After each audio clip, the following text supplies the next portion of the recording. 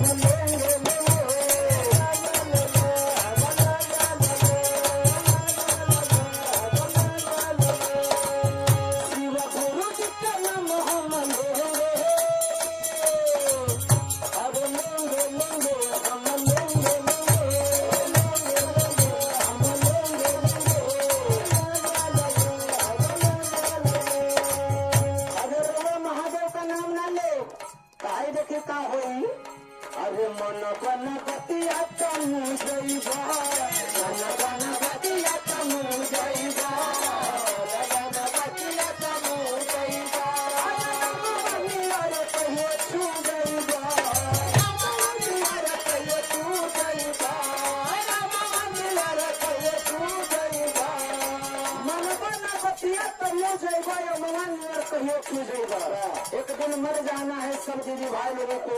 ना हमने तो महादेव का चेहरा होकर मर करेगा ताकि हमने के जीवन सार्थक हो जाए। अमवा नियर कहियो छू जाएगा, जैसे काली श्याम छू जाता वैसे भी हम लोग नहीं छू जाएंगे। और कहे तो बता भाई अब किसी करना हम करेंगे,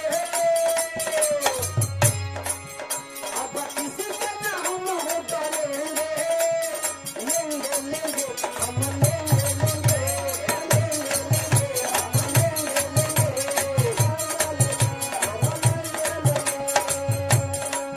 शिवा गुरु जी का नाम हम लेंगे, शिवा गुरु जी का नाम हम लेंगे, लेंगे लेंगे हम लेंगे लेंगे।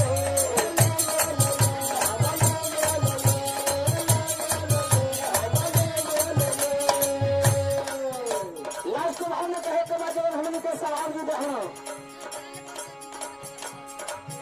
अरे चार दिन के चादर चार दिन के खेला